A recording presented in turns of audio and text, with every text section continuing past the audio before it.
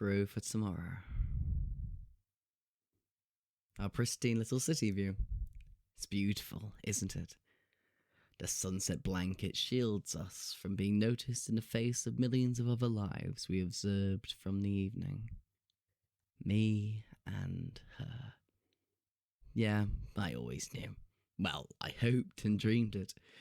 Since we shared those classes, I just noticed everything about her.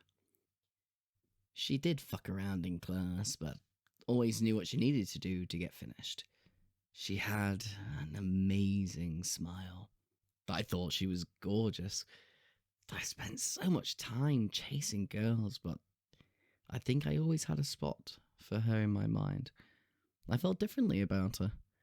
These other girls were just young lust and being a hormonal kid, but I really thought she was special. At the time, I just pushed it to the side. I felt uncomfortable with that feeling and preferred the immediate reward of these girls I felt very little for. I wasn't mature enough to recognize what I felt for her was something deeper. She was diligent in her class, whilst, well, me and Michael certainly were not. I don't think he will ever care about getting an in-depth education. I was a bit better, but suppose I only started to give a shit when finals were on their way. Michael loved cars more than anything, so becoming a mechanic was an obvious path for him. That and his dad owned a workshop, which would explain the initial spark of passion. I could have got better grades for sure, but I did alright. Enough to get into college anyway. She surprised no one with her straight A's. Though I think I remember our class being proud of her. We all fucked around, but we were never bad kids. But all the while, I really admired her. Plenty of people liked my attitude, but she didn't need any of that to get by and work hard. I think I became so used to the attention that I wouldn't have known what to do without it. How she walked her own path of certainty. God, it was hot. I remember me and Michael were already planning one last party before the end of our final semester. Wanted to go out with a bang and all that movie type shit that you want to live in your own life, so you try and force a narrative that way. We'd already marked the spot. It was the Evermore Hill. It just had to be, didn't it? God, what a fucking beautiful place that was. You could drive your car right to the top and leave it in that little dirt parking lot. Then only a few paces from there was that old statue. I hadn't even paid attention to that plaque before. Never occurred as interesting to me. Surrounding the parking lot was a load of trees and other foliage that made for some great shaded areas for couples to come up here. They bring picnics and shit. Yeah, it was an area that could have easily been misused by us, but I don't know anyone that did. It commanded a level of respect that any other wooded area never could. Though maybe that's more me remembering the place fondly. At the time, it was just a cool chill-out spot. Well, we'd invited the gang and pretty much anyone that wanted to come. We weren't going to be choosy. This was a final hurrah of sorts. Anything that could happen, we wanted it to. But Michael and I were shocked when most people said they couldn't make it or didn't want to go. I couldn't believe it. We'd spent our entire time at high school right at the top, and we knew it. Always invited to every party, always a centre of attention. We were cocky and just assumed that everyone wanted to spend time with us one last time, but thinking about it now, I think everyone had begun to grow up. College was right around the corner, and they were all busy preparing for it whilst we wanted to live in the past for one more night. At the time, I definitely didn't get it, and Michael and I were fuming. What were we going to do now? Well, luckily not everyone turned us down. Declan was a good kid. Short and skinny, not very athletic, but had to go at anything that was asked of him. He was pretty weird as far as normal kids go, but I think that's just me remembering him with the eyes and heart I used to have. I think he looked up to me at the time, but I took it for granted. I sent the guy to get me shit and do my homework from time to time. God, I was an arsehole, wasn't I? I think he just wanted to feel included. Other than me, I don't think he had many friends, and whilst I wasn't always the nicest to him, I don't think he had many others to turn to. I feel bad about that. I was never horrible or anything, but I could have treated him like a bit more of a friend than a lapdog. Sophie was a wild girl.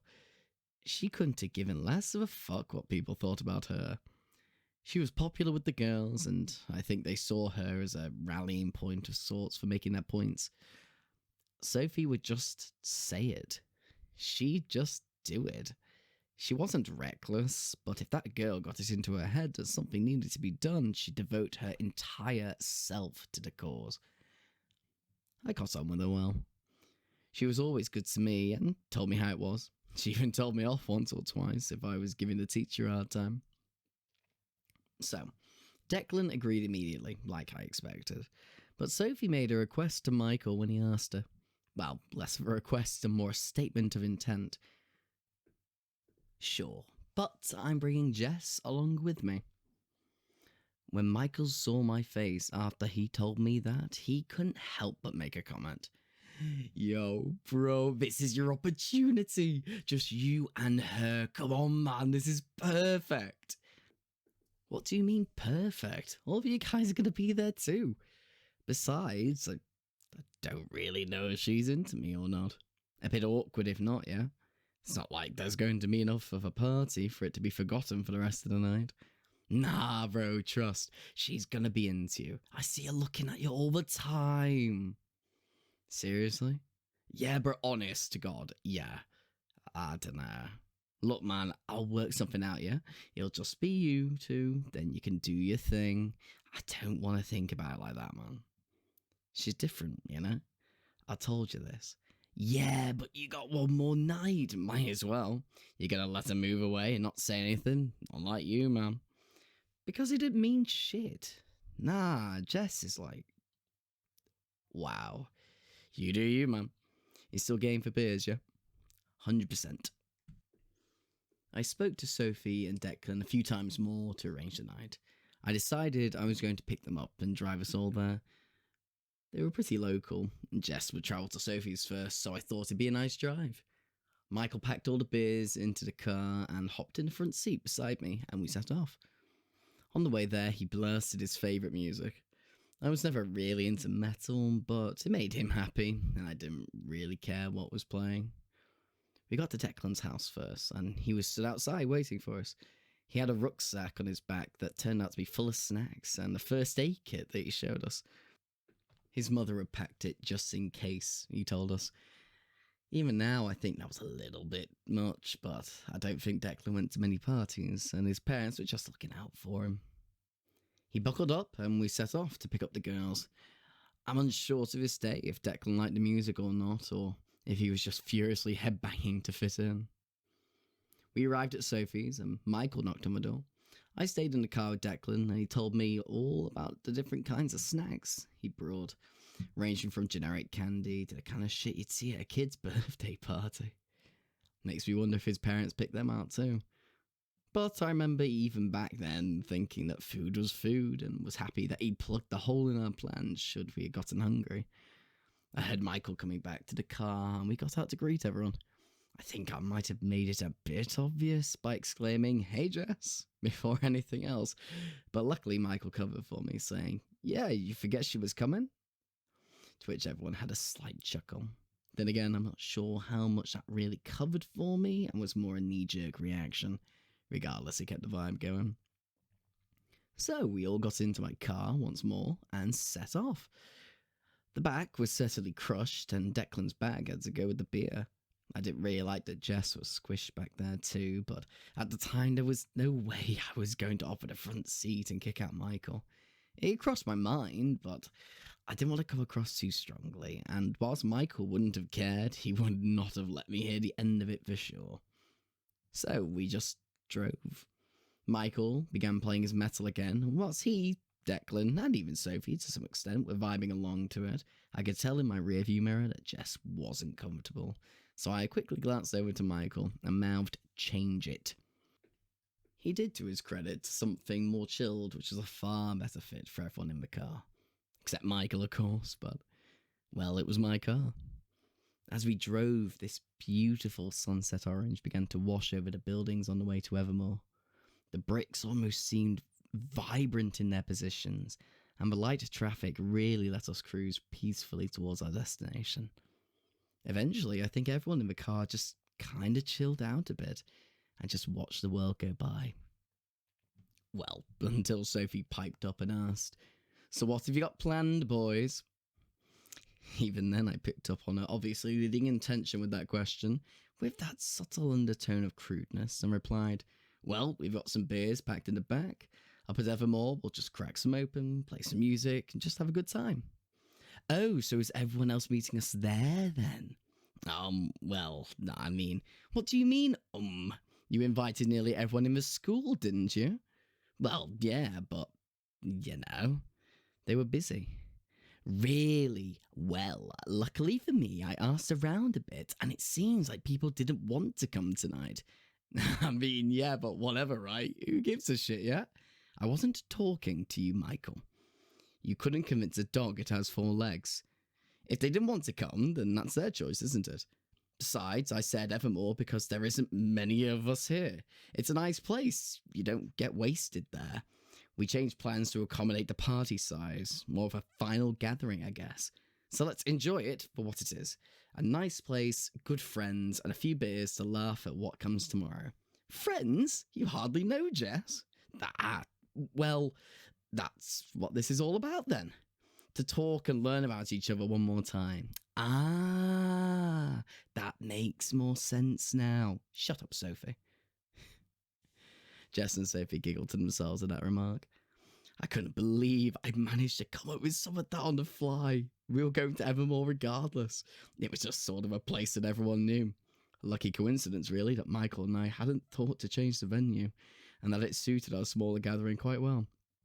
I know Sophie meant nothing ill behind it, but she properly grilled me then. In hindsight, I suppose it makes sense why she did, but at the time I brushed it off as nothing. I did pay attention to the giggling, however. Being honest, it made me a bit excited. It was the kind of giggle that people have when they discuss something beforehand and then it's happening right in front of them. That meeting of eye contact and the smile that creeps across your face. Of course, my hormonal brain was racing through ideas of what they'd talked about before we'd picked them up. I suppose when you're a kid, you act in that kind of immediate way, don't you? Let the mind run unrestricted and let your bodily changes direct your passions. It was, however, at that moment that I saw a flash of Declan's face in the wing mirror, looking totally bewildered. He was an innocent kid. Either he had no clue what was going on or was so flabbergasted at it all that he had no response. We eventually got to the parking lot and it was totally empty. Would have been even better for a large party. Shame. Besides, it was also pretty ideal for a small group to drink. No one watching and killing the mood by not being a part of it. We all got out of the car and collectively took a moment to take in the view. The warm, now deep orange glow of the sun had only intensified as it had begun barely setting over the horizon. The leaves of the trees reflected those rays as the dainty shimmers of a comforting summer evening. The trees naturally allowed for the vague dirt path to be walked between them, leading to a small, grassy crest that overlooked the city. The car park ended quite gradually and almost blended into the grass that blanketed the whole area. I remember the whole park giving off a really scenic, almost end of the rom-com movie kind of feel. Whilst it wasn't to be the setting of a final wild party, it could still be the cinematic moment that Michael and I planned to create from the start. Declan and I got the beers out from the car, while Sophie and Jess chatted to themselves on a log made for use as a bench. Michael sat in the front seat, putting together a playlist for the night. I remember telling him no metal, and he grumbled but agreed. I get it was his favourite, but it was hardly appropriate.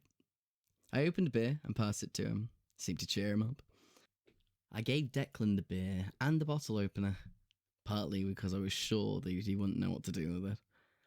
That cruel part of me was satisfied watching him try to figure it out in front of me, trying to come off as cool to me.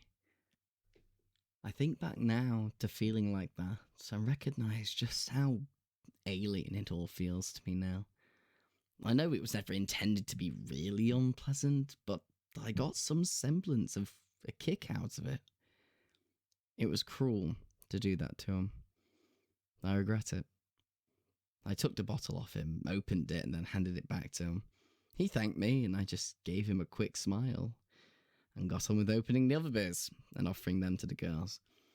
They took them, thanked me, and hopped right back into their conversation.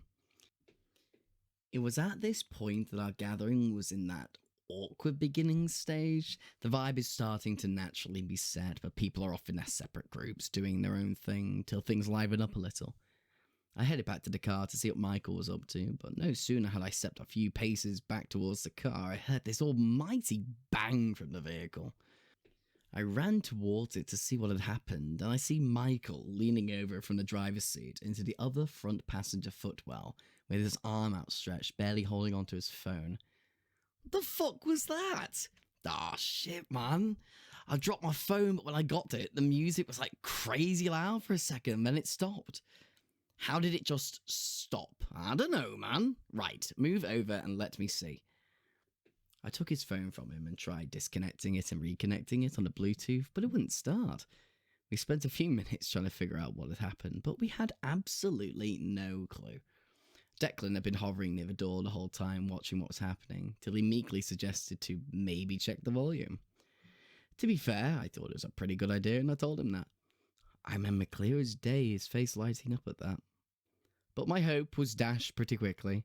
Hoping to see a 0, we all saw a 99 show up on the display, and knew immediately that the speaker must have blown. Why the fuck is this at 99? Michael, fucking why? I didn't touch it, bro, honest to God. Fuck, man. Maybe... shit. Was it when you leant over to grab your phone? You must have rubbed against the dial and span it all the way round. Shit, man, I'm sorry. Actually, bro, hold on. My dad's garage isn't too far from here. I can get a new speaker from there and install it. Yeah, man, like, I can do that for sure, bro. Oh, fucking hell. Right, go then. I won't be long, man, chill. Be around 30 minutes max. The girls had come over at this point to see what we were discussing. Sophie must have heard me sending Michael to the garage because I suddenly felt this presence behind me and her voice chime in. Oh, I'll go with him. I was a bit taken aback by this sudden interjection, but was more so confused why she wanted to go, so I asked her. Well, I want to make sure that he marches straight there and straight back. We want our music, don't we? I mean, yeah, but not up for negotiation. Declan, you're coming too. What? Why does he need to go? Back up in case Michael here tries anything. Michael and I gave each other a bit of a confused look, but we both knew it wasn't worth arguing with her. Declan was then looking at me as if I was supposed to tell him what to do. I gave him an affirming nod, so he retied his shoelaces and got himself ready to go with them. It was only at that point had I clocked onto the fact that Sophie had essentially taken the party with her, and it was just me and Jess left. It must have occurred to Michael at some point during their little adventure what had been set up, as when we talked later on, he immediately brought it up and wanted the details. I remember the moment that they left, Jess wandered off to that little clearing through the dirt path with a beer in her hand. As much as I would normally approach girls like it was nothing, it took me a few moments before I built up the nerve to follow her out to it too. In my head, I know what I was thinking. Well, this is my opportunity. I can't believe things have worked out this way. Young naivety is wild now. I grabbed an extra couple of beers from the car and followed the dirt path and found Jess sitting on the grass, casually drinking. I silently set myself up next to her and put her next beer by her side, and proceeded to open my own and have a drink. The sunset glow was still that same brilliant orange, and casting a shimmering blanket over the cityscape in front of us. I remember rushing through my mind to try and think of something witty or clever to say, but I was drawing a complete blank, so I just said whatever came to mind. It's really pretty, isn't it? Yeah, it is. I'm not surprised Brexit loved this place. Brexit? Who's that? Brexit, the general from the statue in the parking lot. Oh yeah, that guy. You've no clue about him, do you? No, not at all, sorry. It's fine. He was a general during World War II. Apparently, when he was a kid, he come up here all the time with his brother, and they count how many cars pass through the intersection. He was a significant factor in a major victory in Europe, but died during the battle from an ambush. They brought his body back, and his brother wanted him to be buried up here, but the local government at the time wanted to use the hill for this park, actually. But because of his service in the war, they came to a compromise, so there's his statue. Oh, that's kind of cool, actually. The statue's nice, but it's a shame it was never maintained. She took another drink from her beer, and I did the same. Something in me changed in that moment, I think. I listened to this girl tell me a story about something I had no interest in, and she had made me interested to learn more about that guy. How had she done that? At the time, girls were really just a yes or a no to me at first glance, and that was that, but I suddenly felt like an idiot for wasting my time chasing other girls when I should have focused on her. Looking back on it now, I think it was the moment I finally managed to untangle those feelings that I'd always pushed aside and recognize for the first time what genuine attraction was. Beyond the physical, just attraction to someone's mind. Through all of these thoughts swirling around in my mind, it must have shown on my face as Jess then asked me a question. You're looking a bit lost. Are you alright? Me? Yeah, I'm good. Yeah, I'm fine. I don't think you've ever managed to tell a convincing lie, you know. The teacher always knew. Maybe. Wait, what do you mean? She had a small chuckle and had another drink. Well, when all the attention is on you, it must be hard to get away with anything, right? I mean, sometimes, but we were mostly fine. Michael was always getting caught doing shit, though. You know, over the years, you become more and more like him. Not that it's a bad thing, though, just an observation.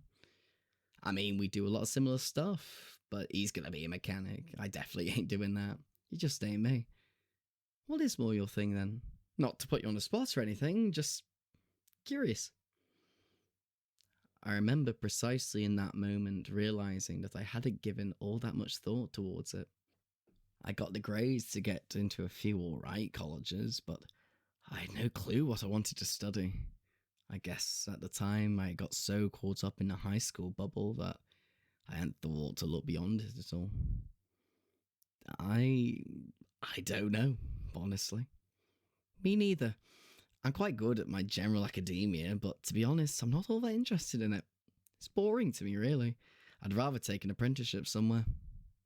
I was shocked at hearing that. I couldn't believe that she wanted to jump ship from education despite being naturally gifted in it. Thinking back though, I can see she was far more mature than I was. She already understood that life is for living. Why bog yourself down with potentially unnecessary things if you'll derive no enjoyment from them? We're on this planet for such a short time, you've got to make the most of it. No point wasting years of it on something that you may not even stick with if you know in your gut that it isn't something you really want to do. She moved the conversation on after that, to the part that sticks with me more than anything else. She turned towards me, and with a deep curiosity in her eyes, she asked me her question. Can I ask you something honestly? Go for it, I said. What do you really think of me? What do you mean? Let's not fluff the edges. I know that you glance at me all the time. I pretend not to notice, but I always do. Sophie let me know to start with, but then I just noticed it myself after that. But with everyone else in the school, you'd walk right up to them, but you never did with me. Why is that? Well, that put me on the spot for sure. I remember feeling like I was unraveling with nervousness. I'd never done that in my life at that point. I was almost physically shaking, but I held myself together. I again tried to come up with something clever, but I guess my honest answer just jumped out ahead of it. I think you're pretty special. I, yeah, I think you're different from everyone else. I don't think anything of them at all like that. No, I feel differently about you. You're smarter, more independent, more certain of yourself, more pretty. You're just. I don't really know how to word what I'm feeling. Sorry. I think you're great. Really, really great. It was at that point that I'd realised I drank both of my beers and I had a pretty weak tolerance. Always did, but never thought about it when it was time for a drink, and it always caught up with me. Or maybe it was all my emotions coming to the surface. I think now it was a mixture of the two. I hadn't slurred my words, but I definitely rambled all of what I was thinking out without any real structure.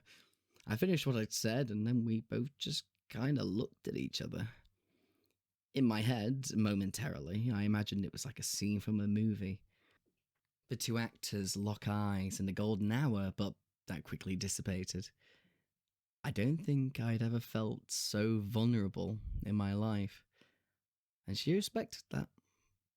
Instead, she took to looking deeply into my eyes, as if analysing my own thoughts before I spoke them aloud. It really is just the wrong time, she said to herself so quietly it was nigh inaudible. What do you mean? I responded almost immediately.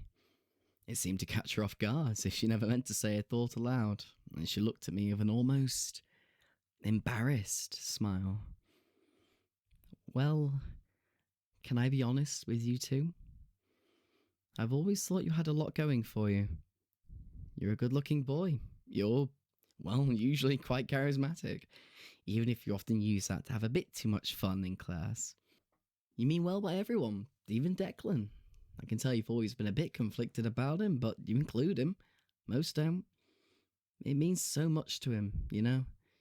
You've got a good heart, even if you're particularly rough around the edges.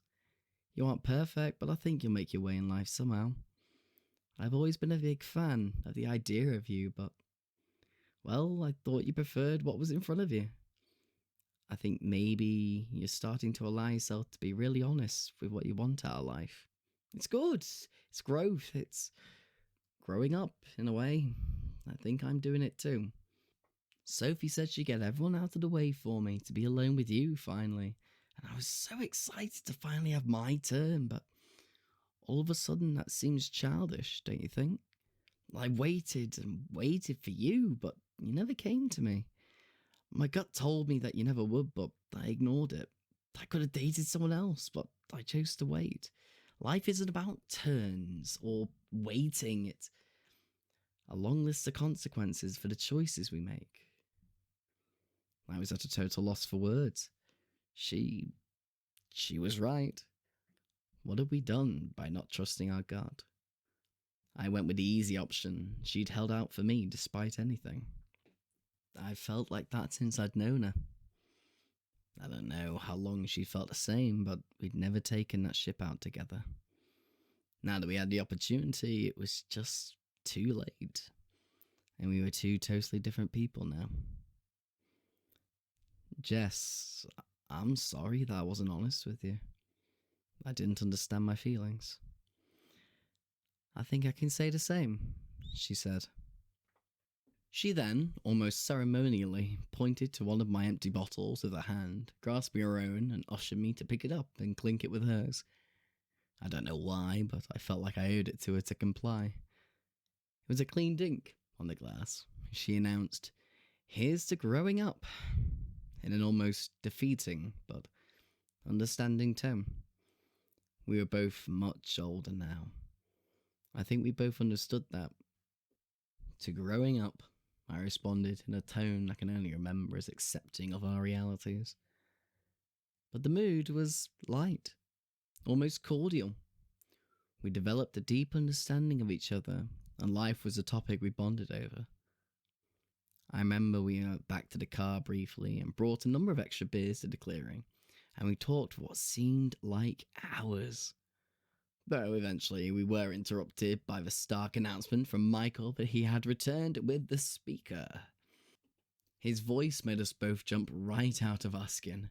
I don't think either of us heard his approach, and he was suddenly behind us, so I think he's seen us from a distance and decided to be funny and make us jump. Bloody work for sure.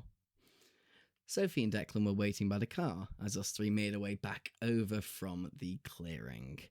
I remember the look on Sophie's face changing from one of an assumption of a promiscuous story to learn about to a look of bewilderment as neither Jess or I seemed to give off a vibe like anything had happened. Sophie proceeded to lead Jess away back over to the bench they had sat on to begin with, and I can only assume began to inundate her with questions about what took place. A small part of me still finds a chuckle in the simple smile that Jess gave as a response to most of the questioning. Declan, Michael, and I stayed by the car and rested ourselves on the hood and opened some more beers. I remember seeing Declan struggling with the cap again, but this time I decided to intervene. Yo, Dec, what you want to do is position the opener underneath the cap itself and then kinda lever it up. Put the opener on the side of the cap so the metal is underneath the cap itself, and instead of trying to kind of pull it upwards, you want to lever it around that point where the cap and opener are together. Should come right off. Thank you, man. I'll try that.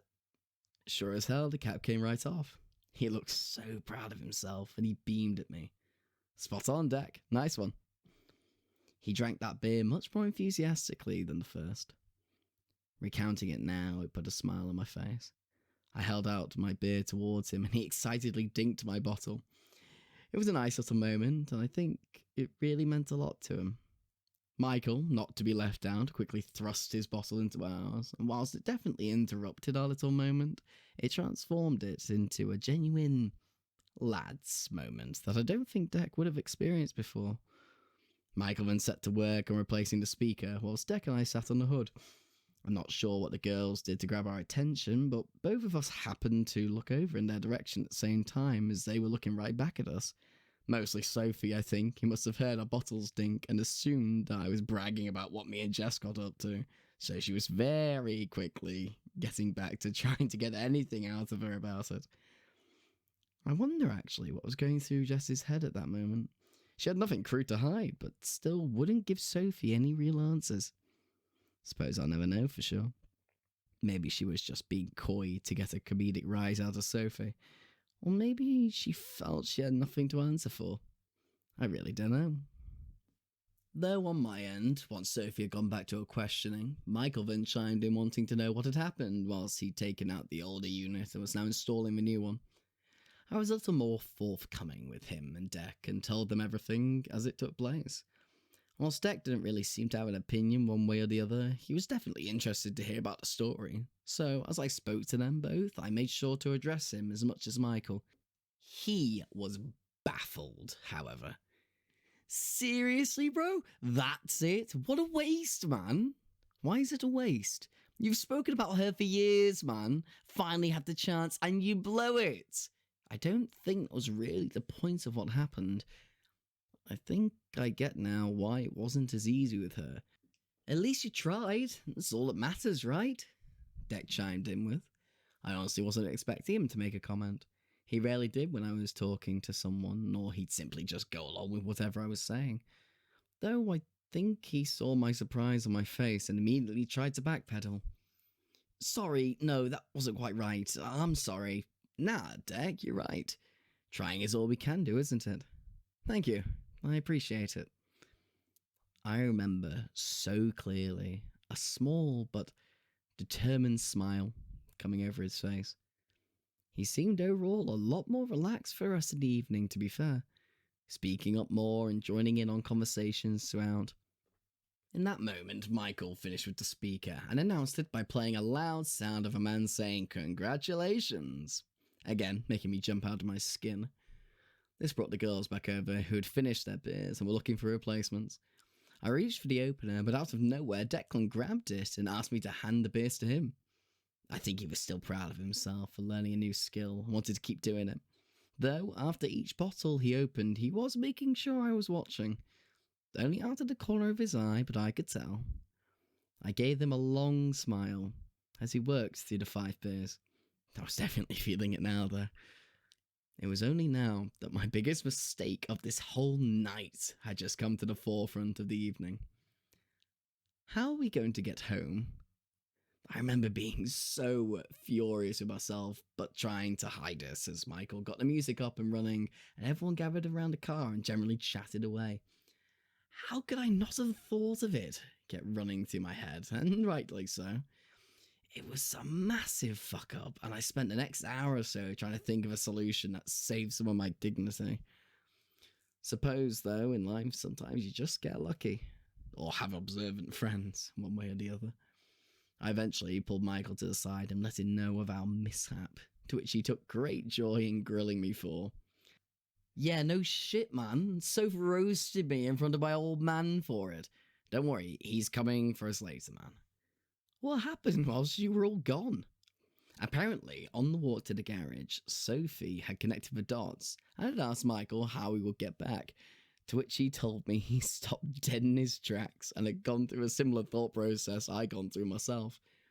Sophie then began to berate him as Declan took a firm backseat and chose not to get involved, as she mocked our short-sightedness and demanded at the garage he arrange some kind of lift back. When they arrived, his father was busy working and was surprised to see Michael, but when he told them why they were there, his father burst out laughing. Sophie then spoke up and announced that he hasn't even arranged a way for us to get back, to which his father didn't seem surprised by, apparently, and told them he'd pick us up, and he'd take me to get my car the next day. Feeling a bit embarrassed, I didn't bring it up with the others, and when his father came to get us, I just got in without making a big deal. I got a very mocking glare from Sophie, but I pretended not to understand what she was on about. I'm not sure if that annoyed or pleased her, but she dropped it, thankfully. The rest of that memory starts to become a bit faded from there. I suppose the last bit I recall was the first stop off at Sophie's, where both she and Jess got out. I put the window down and waved to them both, and Jess gave me a really sincere smile and genuine wave. I did the same back, and the car pulled off. I remember thinking at the time that maybe I could see her again, but a part of me didn't need to. I'd listened to my gut this time, I thought. And I never have.